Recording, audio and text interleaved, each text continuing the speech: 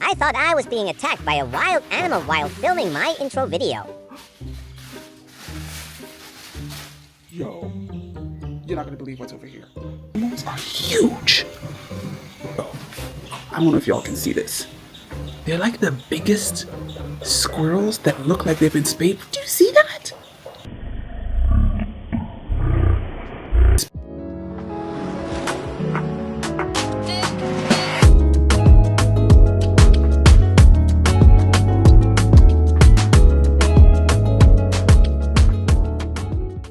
Hi everybody, my name is Francina Call and welcome to my very first YouTube channel video. I am so excited to be here and it has been a long time coming for me to share this video. Who am I, you may be asking? Well, I am the founder and owner of a tea company called Be Still Tea, but most people would know me for getting famous for leaving the United States. That's right. On July 4th, 2025, we packed up our bags and left the U.S. after living there for 28 years. Now you might be wondering, where was I before the 28 years? Well, I was born and raised in a small country in Southern Africa called Zimbabwe. And I immigrated to the United States as a young girl, 19 years old, with big dreams of starting a life in America.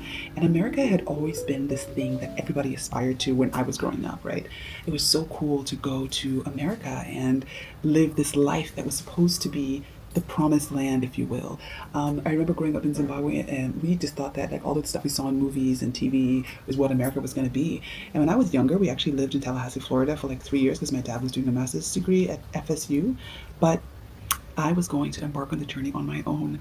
I studied to be a physical therapist and lived what I thought was the American dream, so to speak.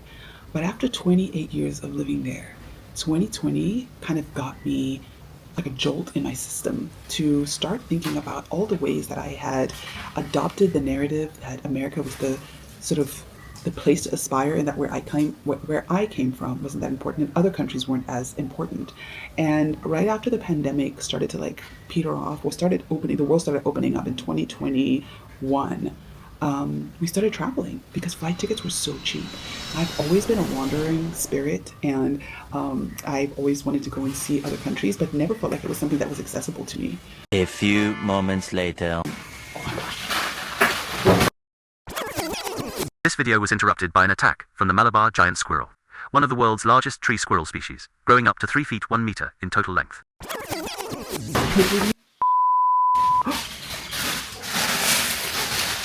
Yo, I'm gonna start talking to you guys from over here because I need to keep an eye on what's going on in these trees.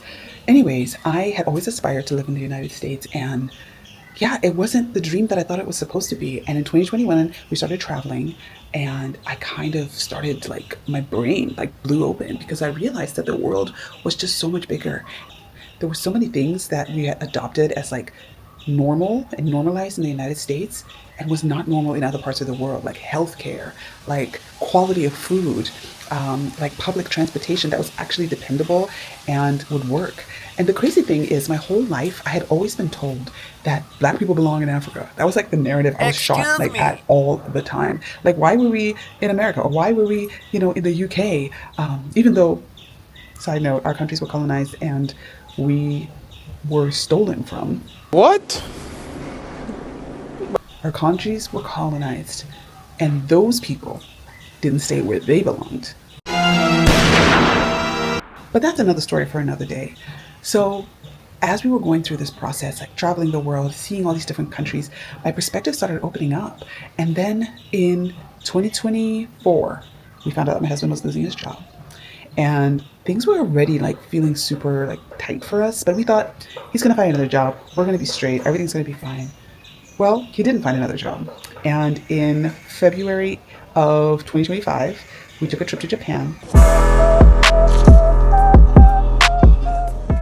thinking that, there's biotech in Japan. Let's go check it out and see if it's something that could work out for us.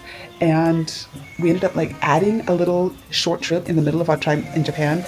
A few moments later. It's flying off the trees. It's actually flying. Yo, they're fighting. Oh my God. Everybody was kung fu fighting. Those kids were fast. Whoa. Anyways, I'm gonna just keep telling y'all this story. We go to Korea. BTS is back, feel the attack. Anyways, we decided to go to Korea, and kind of on a whim, really, because he had been. I guess I'll share the story a little bit later because yeah, that's going to be part of like our how we decided to move to Korea story.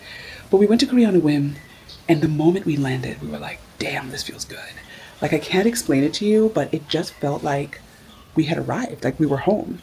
And I got on the plane heading back, and I was like, I came to Korea thinking if you got a job out here, I wouldn't be mad about living here. And now that I've gone to Korea, I'm like, damn, even if you don't get a job, I think I want to live here.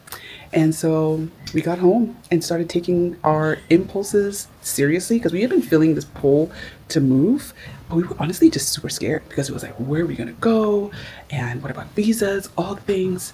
And so kind of like, our adoption journey, my youngest daughter is adopted, kind of like our adoption journey, we decided to just put everything on the line and say, God doesn't call you to places that he isn't going to meet you at.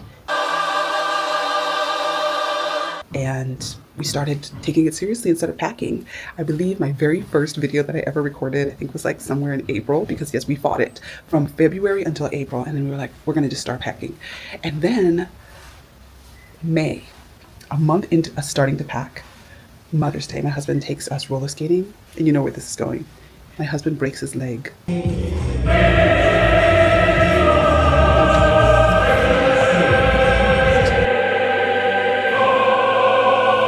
broke his leg on the roller skating rink 15 minutes after we got to the roller rink, 2 months before our flight. We had booked one-way tickets out of here. We were going. And yeah, we started packing up our lives.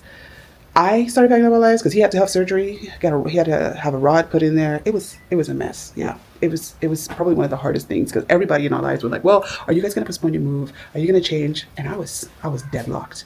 It was like God had been whispering to me that we needed to get out, and instead of letting fear have the driver's seat, I just said, "Okay." So we sold so much stuff.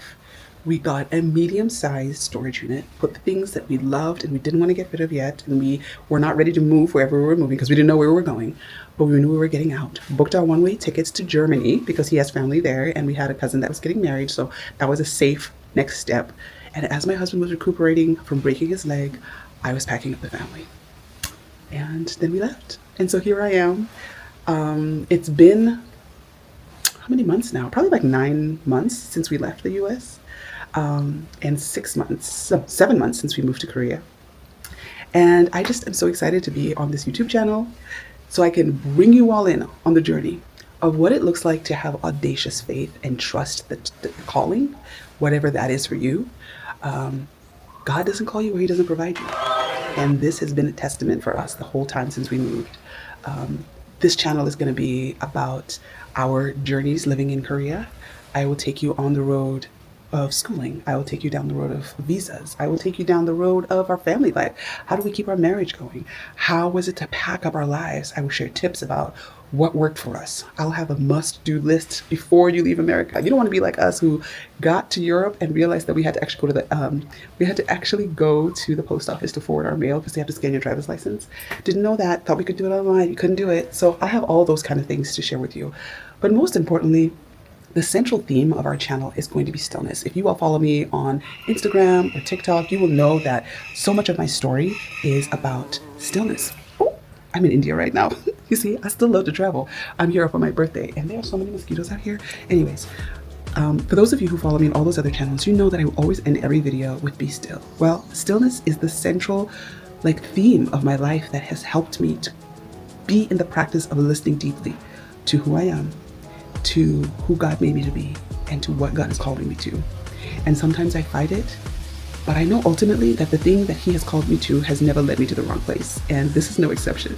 So if you're ready for that ride, please hit the subscribe button and follow along in our journey. Thank you so much for trusting me and wanting to be part of this community and for witnessing our story as we embark on this journey together. I wish you the best, and I hope that whatever you're doing in your life, you remember to take a moment to be still and listen to your life. Bye for now. Be still.